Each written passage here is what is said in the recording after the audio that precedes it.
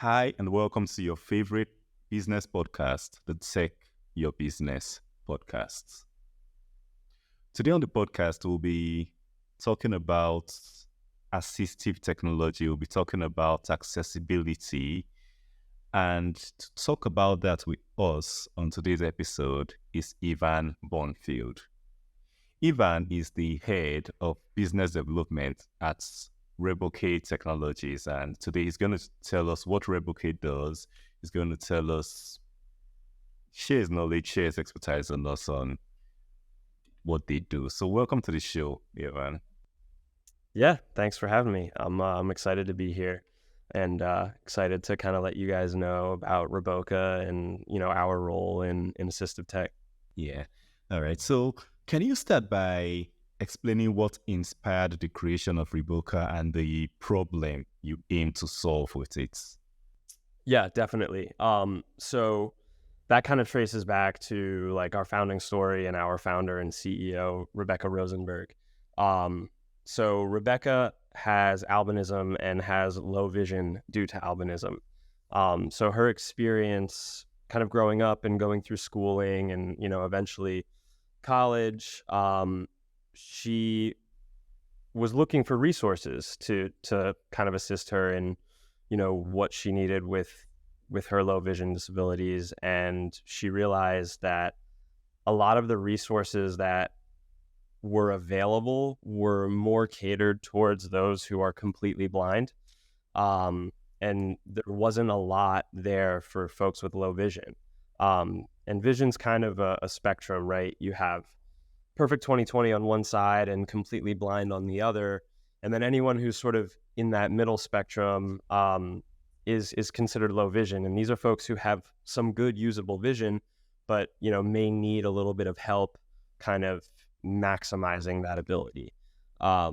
So, in Rebecca's time kind of going through schooling, she was looking for resources, and the ones that were offered to her were really either only for the blind and very expensive, bulky, non-portable.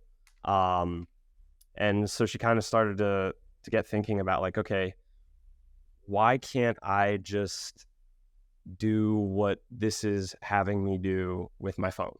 I have this piece of hardware in my pocket. It's great technology. It's got a good camera. Why can't I just create something that I can pull out of my pocket instead of having to shell out another $2,000 on a different piece of tech? All right. So how does the technology work? Can you walk us through? Because like you said, you have what your founder experienced before with bulky things or things that were tailored to completely blind people and all very expensive. So can you walk us through how your app works? Let us know how it works so we can at least visualize it. Yeah, definitely. So basically we've developed a smartphone app that replaces digital magnifiers, CCTVs, and other technology that Rebecca was being offered when she was looking for resources. So what we've done is we've created an app that engages the camera on your phone, and it takes in sort of a live camera feed of the environment around you. And then you are able to then overlay visual accessibility tools onto that environment. So things like light exposure, light contrast, color and hue filters, color inversion filters. You can customize sort of how these tools are interacting and combining with each other with the environment around you to kind of help you best see the way that you need to, depending on, what your disability is and what your complications are. All right. So what key features or capabilities make your app more accessible or more useful versus the traditional assistive technology? Yeah, I think, Rebecca was very mindful when starting this company about, how we were going to go about doing this. Being someone that was part of this community, she wanted to build something for this community and really kind of tailor it to them. So when building Reboka, the low vision community served as the beta testers for our product. And all of the features that we've implemented, updated, and plan to roll out are results of direct feedback from that community. So we've really designed a user experience that isn't just trying to fill a hole. It's knowing what that hole is and what it looks like, and kind of creating the exact shape of the piece that fits in. So for some of your users who have used the app over time, can you share with us some of their testimonials, how the app has made their quality of life better, how probably they were before they got the app and where they are now with the Reboka app? Yeah, definitely. I think two very interesting use cases that I like to share are, one, we had a user who was a student who was taking a sign language course. And in order to see the professor signing up at the front of the room and seeing, what that looks like, she used Reboka. So without Reboka and without the features that were, available to her, she otherwise would not have been able to take or succeed in that course. Another really great one is a user of ours is an artist herself and loves going to art museums and loves, going around and appreciating kind of all the very specific details and brush strokes in art pieces. And due to macular degeneration, over time, she is slowly losing her vision. And after a while, the process of going to an art museum and being in that environment and, kind of seeing what's around became a lot more difficult. And then she discovered Reboka, and through Reboka, she has been able to kind of bring that experience back to life. And again, get to love and enjoy kind of art as an artist. All right. So you just mentioned students in a school environment. You mentioned someone who loves art. So apart from these two, what are some other applications? What are some other places where users will find the Reboka app useful to them? Yeah, definitely. I think the best part about Reboka is it really can be applied in any sort of physical environment. So wherever a user finds themselves in need of kind of visual accessibility, so whether that's looking at signage, reading things off of a board in school, interacting with a visual environment around them, if they're at an aquarium or a zoo, if they're trying to navigate through a public transportation station, it really is up to the user, and it kind of gives them the power to decide when or where they want to use Reboka to kind of help enliven their experience for what their visual needs are. Interesting. So while I was researching, I realized that you're a social impact company. So what does that mean? What do you do for making positive impacts on the society? Yeah, that's a great question. I think within tech overall as a whole, a lot of great products are kind of rolled out without accessibility really in mind at all. And that's not a knock on larger, greater tech. It's more just kind of most good tech is kind of created for the masses. And there's a gap between people, the disability community, and the rest of the community that most things are built for. And essentially, our goal is to help bridge that gap, and really connect a community that is often overlooked with kind of everyone else and every everyday experience that they find themselves in. It's really, it's raising awareness about disabilities exist and kind of raising awareness about how to work with them and how to kind of create spaces that are more forgiving.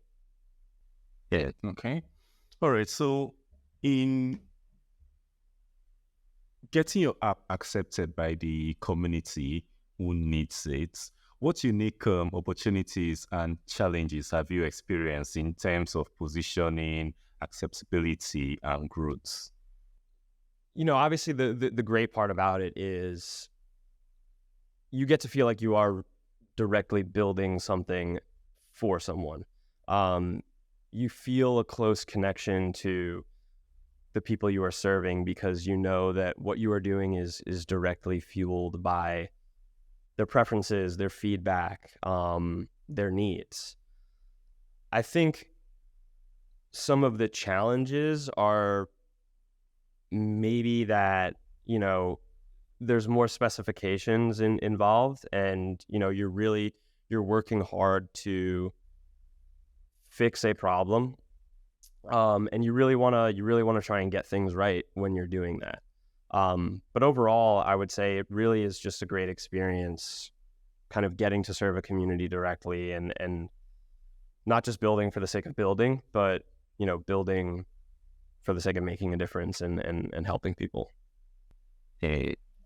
All right. So your app addresses an issue in one important field, and that's the field of accessibility. Because for the past few years, we've had, especially in the US, we've had laws like the ADA, Americans with Disability Act, that that tells businesses to give equal access, give equal access to people with disabilities. So for business leaders who might not be that knowledgeable about accessibility, what advice would you give to them on making their tech and their digital experiences more inclusive? Yeah, that's a really great question. Obviously the ADA is a very big topic kind of in accessibility and in assistive technology. I think the ADA has done a very good job of kind of getting accessibility into the conversation. It's also done a lot for wheelchair accessibility in public spaces. But I think it's important not to forget that accessibility is a broader term and it applies to, all types of disabilities. So I think the great thing is that it's been able to open up this conversation, and I would encourage, business leaders and other companies to just be open to that conversation and kind of, it's okay not to really know where to go and what steps to take, but just be open to having the discussion about accessibility and learning, what are the needs that are there and what are the resources available, and how do we kind of connect the resources to the needs in the best way that we can. Yes, okay. So when building new products or maybe selecting vendors or building out locations and all that, what accessibility considerations should be top of mind for every business when doing those things? I think definitely understanding what it is that business does or that location has, know your own business and understand kind of how you are serving the community, and then get a sense for, where are the gaps. Understand that there may be gaps that you aren't even aware of or thinking about, and then figuring out really what is needed to bridge those gaps in order to kind of have other communities be part of what you are trying to do as a company. So I would say that, self-awareness as a company is top of mind, understanding what you do and how best you can bring that to everyone else. All right. So what is Rebuke doing to partner with businesses, organizations, and co to make it available in public spaces?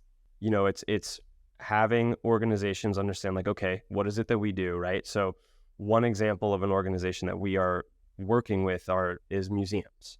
And, museums are there for the purpose of, displaying artwork, sculptures, things of that nature to the public. And what gap is there that exists? Well, you have kind of a visual accessibility gap in that patrons who have visual disabilities don't get to have the full experience that you are offering. So Roboca would step in basically and geofence the physical space of the organization. Yeah. That way, any time that someone steps into that space, all of the features of Roboca unlock on their phone, courtesy Right. of that organization. And then, it helps them sort of bridge that gap of visual accessibility. Now, every patron who steps in is able to, every low vision patron is able to access the full experience of what that museum is trying to provide. Nice. So how can companies, businesses create more employment opportunities for the visually impaired? I would say, see if they can't provide it directly themselves, like see what resources are out there to help them best do that. I'd love to shamelessly plug Roboca as one of them. But I think it's just being very mindful, and it's understanding, okay, if there's a problem here that we can't fix directly on our own, do some of the work around, researching and finding, okay, what are those resources that can help us, address this problem and bring this community into what we are doing. Now, so looking at the future, what's the roadmap for Roboca? What are you excited about, and what should we be excited about in the next few years or few months from the app? Yeah. Well, Roboca is going to be rolling out a feature that we are very excited about in the near future. We're rolling out an AI feature with Roboca that will basically, we like to say, the same way that social media or Instagram shows you what you like to see, Roboca is going to start showing you how you like to see. And what I mean by that is basically Roboca is going to kind of learn how you interact with our tools that best fit kind of your visual needs. It's going to learn how you're interacting, and then it's going to begin to kind of do it on its own based off of, the space that you're in and kind of the lighting and the colors involved. It'll start really doing it automatically, and it's going to totally learn and be personalized to you. All right. So for other assistive technologies, what assistive technologies are you excited most about? That's a very broad question. I think that there's so much out there. I was just at the Accessing Higher Ground conference in Denver, and there were a lot of vendors there who were associated with, all different types of disabilities that were trying to bridge the gaps in higher education.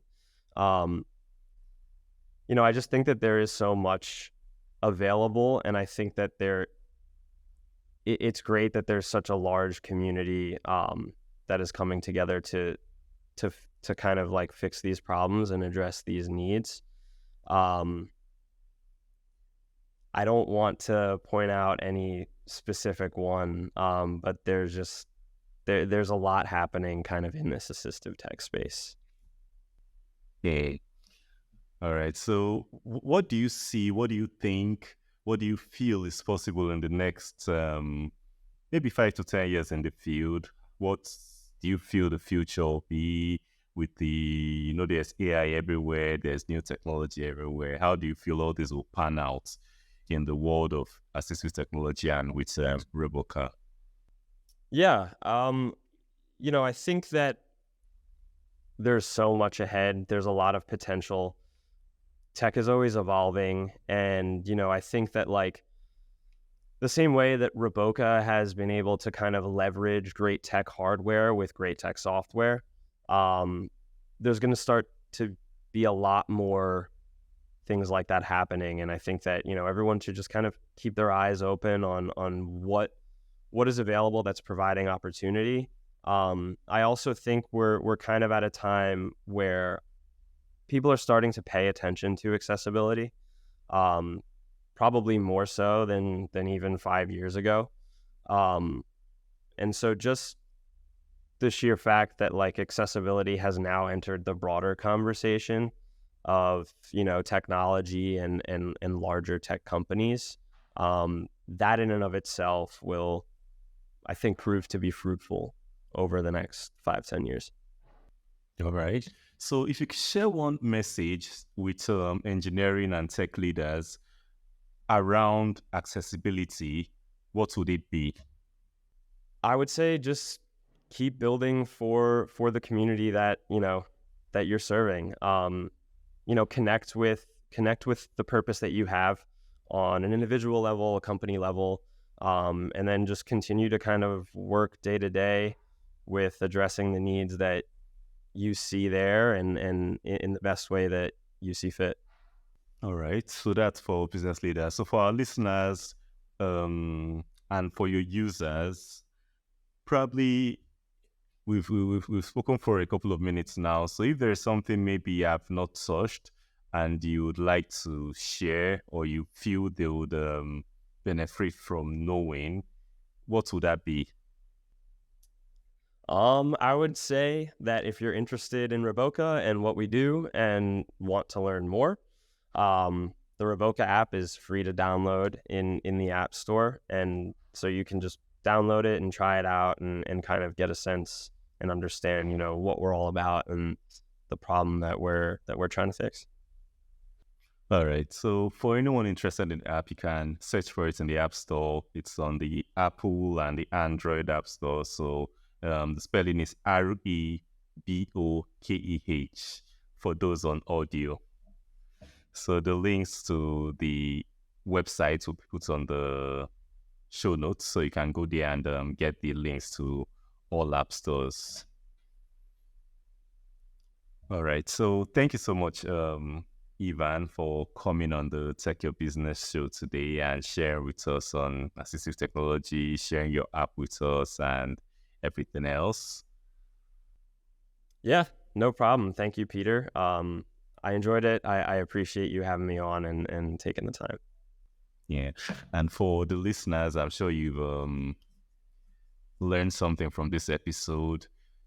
I'm sure you've been reminded to always build your tech, build your physical spaces, build everything with accessibility in mind. Think of those who don't have, who have disabilities. Think of them and think of how they can fully enjoy what you're creating while building. So for the listeners, thank you for being with us on this episode of the Tech Your Business podcast. And till next week when we come with another episode, don't forget to keep taking your business and build accessibly. Bye for now.